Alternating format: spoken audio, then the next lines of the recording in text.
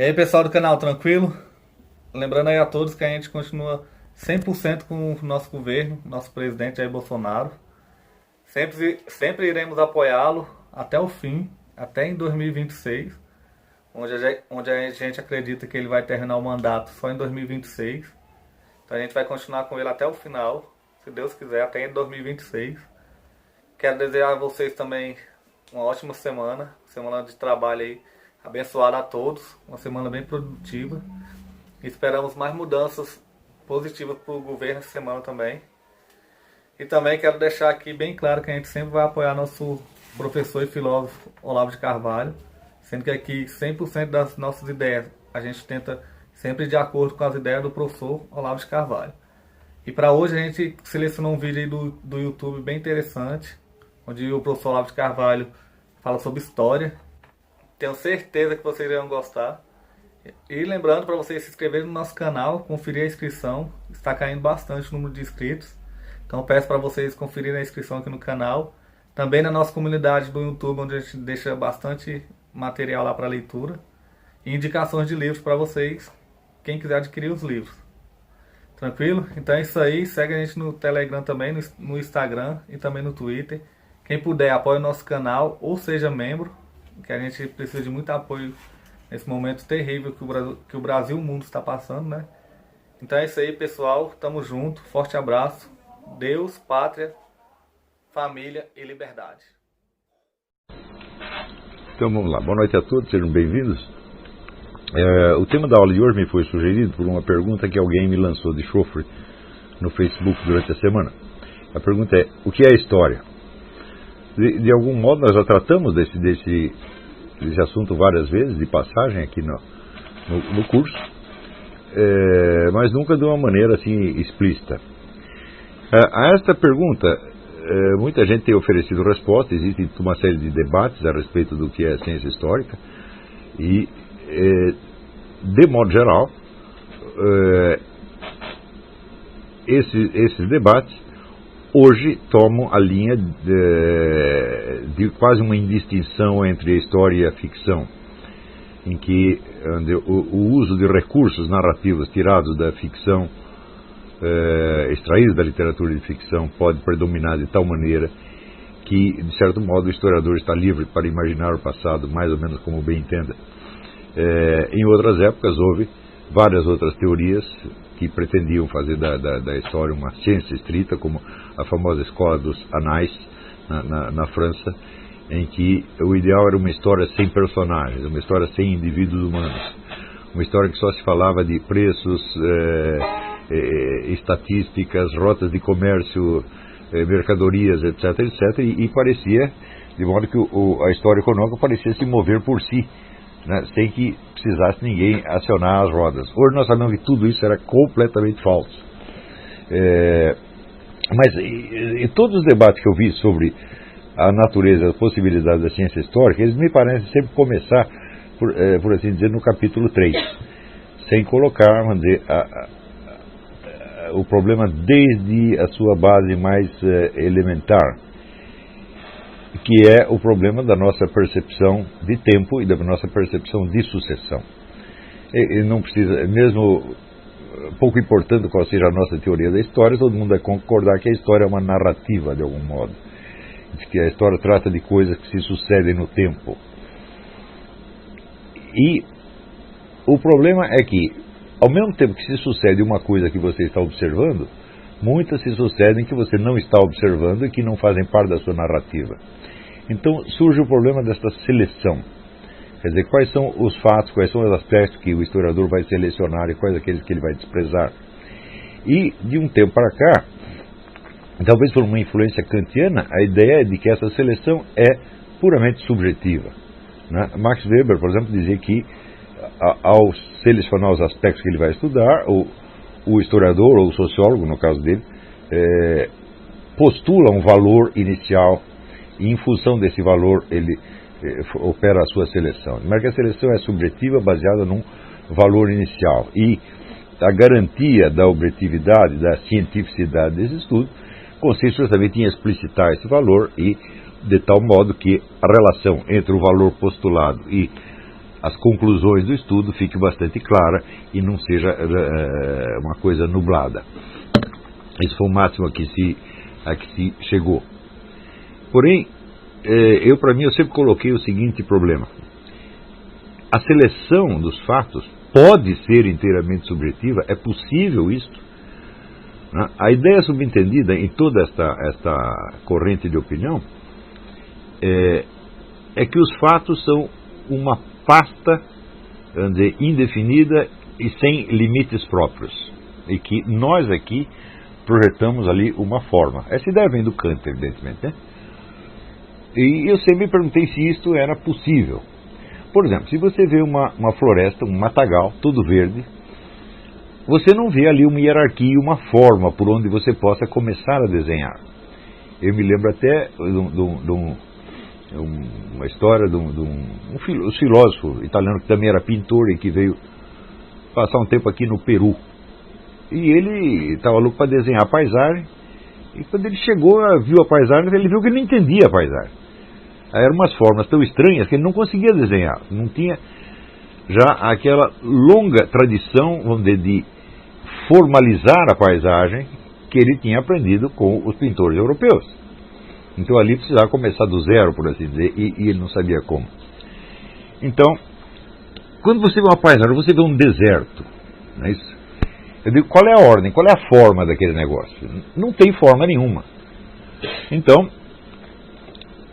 sobretudo, a forma, como você vai descrever, vamos dizer, a história. Enquanto você está olhando a paisagem, o tempo está passando, evidentemente. Então, há alguma estrutura narrativa ali subentendido, mas você não consegue contá-la. Tá certo? Por quê? Porque não há acontecimentos suficientemente destacados e visíveis para que você os observe. Então, isso quer dizer que nós só podemos falar de uma narrativa onde existe não apenas uma presença física, mas onde existe uma ação. E toda ação, ela tem um objeto determinado. Não existe nenhuma ação humana ou animal que se dirija a todo o universo ao mesmo tempo. Então, por exemplo, se você tem aqui um lobo correndo atrás de um coelho, né? Então este lobo corre atrás deste coelho. Ele não está correndo atrás de toda a fauna ao mesmo tempo. Ele não quer comer também toda a floresta ao mesmo tempo. A ação especifica o seu objeto e a sua meta, né? Então aí começou um princípio de ordem. Quem colocou esse princípio de ordem? O historiador que está observando? Não, foi o próprio personagem. Então isso quer dizer que a ideia de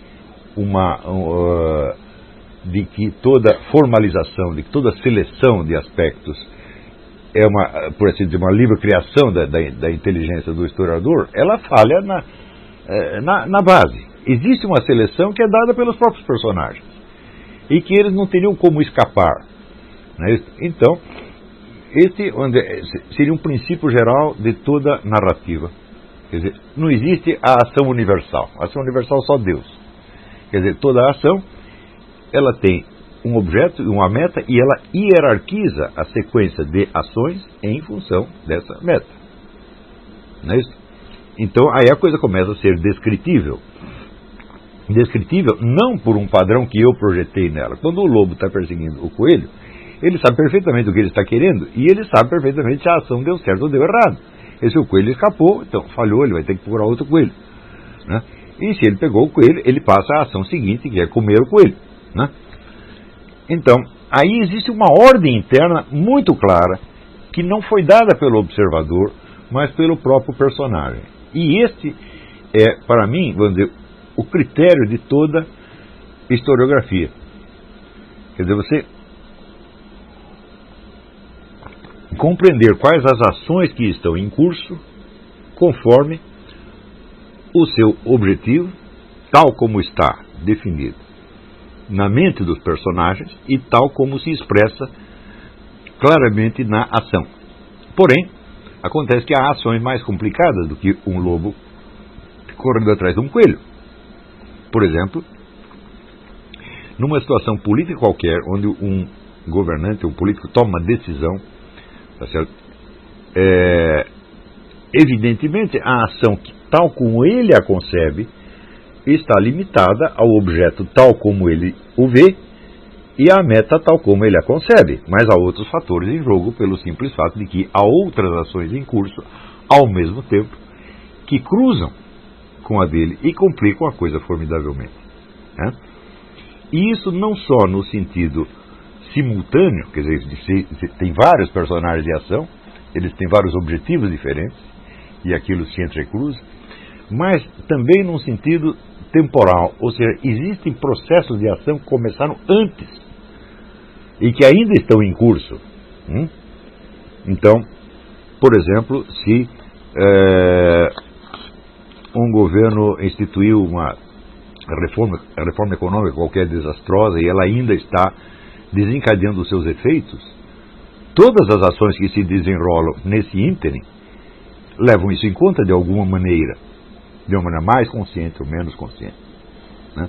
Então,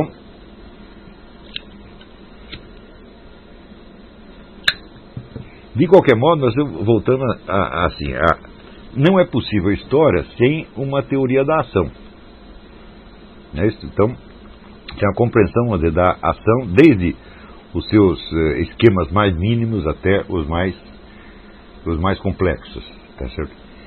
E com isso, evidentemente, nós entramos na teoria do poder, que é, vamos dizer, a ação voltada a determinar a ação de outras pessoas. Então, esse evidentemente é um dos temas mais fundamentais da história. Por quê? Quer dizer, bom, a história é a história daquilo que é realmente importante. Então, nós dizemos que uma ação é importante quando ela transcende o seu autor e o seu objeto e se propaga sobre outras pessoas. Não é isso? E, sobretudo, quando há várias ações, várias linhas de ação entrecruzadas que afetam um grande número de pessoas, quer elas saibam, quer não saibam. Por exemplo, se você tem um camponês lá no interior, ele pode não saber quais são as novas leis que estão sendo baixadas em Brasília, mas elas vão afetá-lo mais dia menos dia. Às vezes pode levar um tempo enorme até que ele saiba daquilo, mas ele já está na esfera de ação daquilo. Então, a mim me parece que a verdadeira ciência histórica é a ciência da ação, considerada na sua estrutura objetiva, tá certo? E reduzido ao mínimo o trabalho de seleção do historiador. No instante em que você determina um objeto, por exemplo, eu vou estudar a história da Revolução Francesa. Eu digo, por que eu vou estudar a história da Revolução Francesa? É porque eu acho aquilo importante ou porque a Revolução Francesa tentou fazer algo de importante. Se os personagens envolvidos não desejassem desencadear nenhum efeito que se propagasse por toda a espécie humana, aquilo não teria importância nenhuma.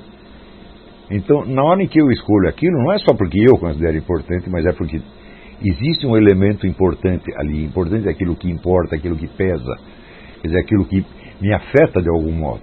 Existe algum ser humano em todo o Ocidente cuja vida não tenha sido afetada de algum modo pela Revolução Francesa, que não viva sob leis que se originaram na Revolução Francesa, sob formas de governo, sob ideologias que se originaram lá? Então, evidentemente, a importância da coisa não é decidida pelo historiador. Por quê? Porque o historiador está dentro do panorama determinado pelo objeto de estudo e não o objeto de estudo está dentro do panorama determinado pelo historiador.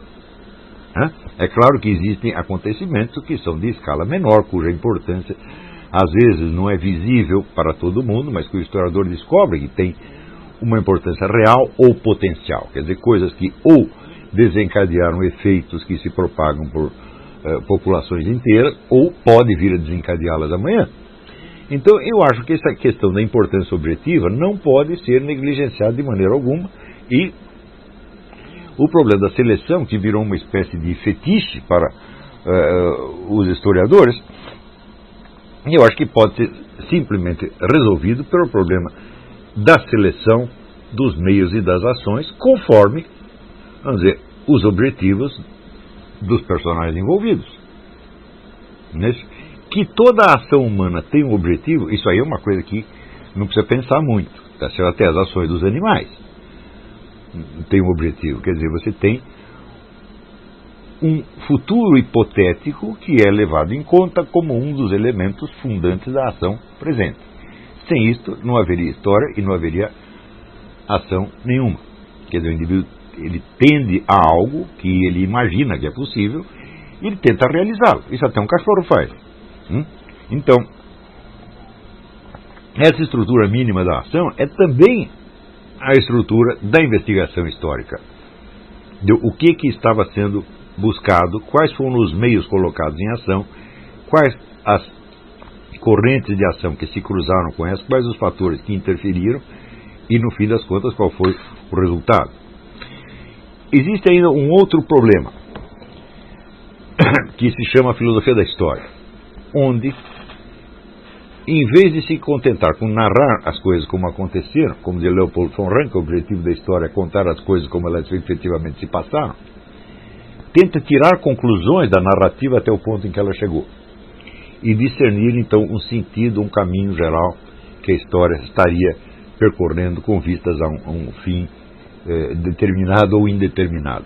Isso aí complica as coisas formidavelmente, porque a noção do sentido da história é uma noção que em si mesma não faz o menor sentido. Porque para a história fazer um sentido, seria preciso que ela tivesse uma unidade. E para a história ter uma unidade, seria necessário que todas as ações estivessem entrecruzadas de algum modo. E elas não estão.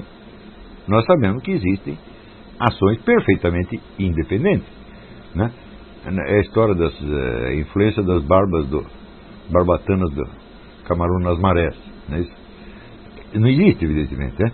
Então você pode fazer, por exemplo, uma estatística assim, entre o número de vezes que as pessoas foram ao banheiro e o número de divórcios, por exemplo. Uma coisa não tem nada a ver com outra. E assim como essa, existem milhões de processos que às vezes são simultâneos, mas que um não influencia o outro, no mais mínimo que seja. E você vê, a história, a ideia de uma unidade da história começa a aparecer no instante em que começa a surgir para os seres humanos uma unidade geográfica. Ou seja, em que todo o planeta se torna acessível de algum modo. Até lá você tem as civilizações totalmente separadas, incomunicáveis, que nunca ouviram falar da outra. De repente começam as grandes viagens, as grandes navegações, e depois vem as linhas férreas, vem a aviação, etc, etc. E isso cria uma unidade geográfica, por assim, quase uma unidade visual do planeta. E sem essa unidade visual, a ideia de um sentido global da história seria absolutamente impensável. No máximo que o sujeito poderia ver é o sentido de algo que aconteceu à comunidade dele e que para a comunidade dele faz sentido. Por exemplo, se você pega, sei lá, a história judaica, né? Então você vê que, quando você lê ali o Antigo Testamento, você vê que a história judaica é todo um diálogo entre a comunidade e Deus. Deus dá uma instrução, às vezes os camaradas obedecem, às vezes desobedecem, e conforme vamos dizer, a atitude deles, o destino deles vai sendo decidido, depois volta atrás e assim por diante. Então tudo aquilo faz sentido, mas faz sentido só para aquela comunidade. Quer dizer, que sentido faria isso para um chinês que estava a milhares de quilômetros de distância e não tem a menor ideia de que aquilo estava se passando? Nenhum. Do mesmo modo, a China é uma das poucas civilizações que guardou um registro histórico muito meticuloso dos tempos antigos. Então você sabe todas as dinastias, quando o sujeito subiu ao poder, quando caiu, as guerras, etc, etc. Então, é claro que para o chinês isso fazia um sentido. Era normal, por exemplo, para o chinês, ele ver o chinês dos tempos antigos, digamos de 3, 4 mil milênios atrás, encarar o destino da comunidade inteira como se estivesse dado em miniatura na pessoa do imperador. Então o imperador tem que fazer determinados ritos, obedecer determinadas leis, etc. Porque se ele saísse daquele padrão, a comunidade inteira podia sofrer. Quer dizer, a desordem na vida do imperador tinha algo a ver com a desordem no todo. Não é isso? Até hoje todo mundo sabe o que é o I Ching. Né? O I Ching é isso aí. O I Ching é destinado basicamente a um homem especial que tem uma posição importante e cujas decisões de algum modo simbolizam ou condensam o destino da comunidade inteira. Bom, mas isso valia para eles, né? Como interpretar, digamos, os acontecimentos bíblicos em termos do I Ching? Falam, não é possível. Só vai poder interpretar os ensinamentos, os acontecimentos bíblicos função dos ensinamentos da própria Bíblia. Mas isso é o sentido da vida de uma comunidade, totalmente separada de outra comunidade. Então, a ideia de um sentido da história implica, então, uma unidade da história. E essa unidade da história não existe até hoje. Mas até hoje, mesmo hoje que o pessoal fala de globalismo, tudo é global hoje em dia, você vê que os abismos entre nações são uma coisa incrível. Eu, por exemplo, com essa história de viver no Brasil, nos Estados Unidos, e acompanhar a mídia brasileira e a mídia americana, eu vejo os abismos de ignorância que existem entre um e outro. É um negócio absolutamente espantoso. Quer dizer, você está no mesmo continente, diz que são nações amigas, muito próximas, mas uma não tem a menor ideia do que está acontecendo na outra. Pelo simples fato de que os canais de difusão são limitados. Então, aqui nos Estados Unidos você tem 6 empresas que mandam na mídia inteira, e no Brasil também não é muito diferente. Então você só recebe aquilo que essas fontes desejam. Então, outra coisa que me espanta muito, por exemplo, eu acompanho muito a evolução da direita americana e da direita francesa, que as duas são muito importantes, muito ativas. Não só não há comunicação, como não há possibilidade de entendimento. A linguagem é diferente, os valores são diferentes, os objetivos são diferentes, os sentimentos são diferentes e, na verdade, são até antagônicos. Tá certo? Então, se você falar, por exemplo, uma internacional direitista, eu digo que é quase impossível. Pode haver uma internacional comunista, mas uma internacional direitista é quase impossível. Por quê? Ou, digamos, uma internacional anticomunista. Os motivos que as pessoas têm para ser anticomunistas são infinitamente variados e incompatíveis entre si. Eles não podem se articular numa política. Então, tudo isto faz com que a história dessas comunidades permaneça separada e inarticulável com as de outras comunidades. E pior ainda, tem aquela famosa observação do Eric Voegelin: como podemos saber o sentido da história se a história não terminou ainda, se nós não sabemos quando vai terminar? Então, quando você fala o sentido de uma coisa, o sentido de uma coisa é algo que está para além dela, portanto implica o término dela. Terminou a história e daí tem um sentido que se prolonga para além, assim como você assistiu uma peça de teatro, terminou a peça, você apreende o sentido daquilo e o conserva de algum modo quando você vai para casa. Mas isso implica que a história tenha terminado. Então a ideia do sentido da história é uma ideia que não faz o menor sentido. Tá certo? Agora, em compensação, existe um outro aspecto antagônico a esse. É que todo e qualquer processo temporal é finito. Não existe ação infinita. Então, do mesmo modo que a história nunca termina, as histórias sempre terminam. As ações sempre terminam, por mais complexas e duradouras que elas sejam. Se você fala, por exemplo, a Guerra dos 100 Anos, eu digo, bom, a Guerra dos 100 Anos acabou, não acabou? Então, isso quer dizer que ela fecha, quer dizer, um certo fluxo de ação. Ele vem, desencadeia seus efeitos e ele encerra. Chega um ponto em que não tem mais como ir para adiante. Né? Em que, mesmo que se conserve os mesmos personagens, alguns elementos da situação anterior, a coisa se transmutou de tal maneira que não dá mais para você contar a nova história nos termos da antiga. Como, por exemplo, você não pode contar a história da Rússia hoje nos termos que você contava a história da União Soviética. A coisa mudou de tal maneira, quer dizer, os elementos se misturaram de uma maneira tão diferente que você pode dizer, bom, aquilo de fato terminou. A União Soviética terminou. Não tem, pode ter gente que queira restaurá-la, mas bom, mas se quer restaurar é porque terminou. Né? Então, tem algo. Não. Esse aqui é nosso estúdio aqui improvisado. A gente teve que mudar do outro lá. Tô aqui gravando aqui no meu quarto. É isso aí.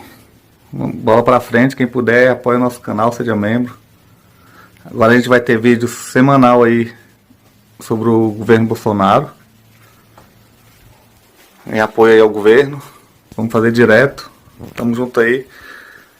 E bola pra frente. Valeu, forte abraço. Na comunidade a gente sempre coloca link dos livros.